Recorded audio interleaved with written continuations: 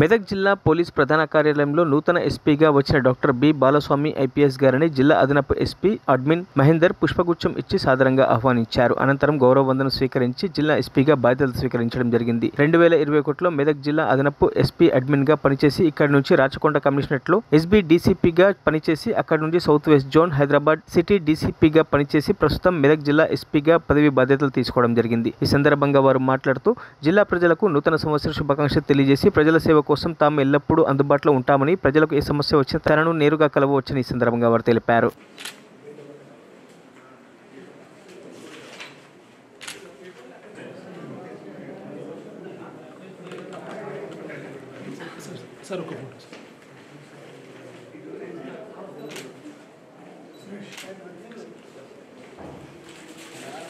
మరిన్ని అప్డేట్స్ కోసం మా ఛానల్ని సబ్స్క్రైబ్ చేయండి.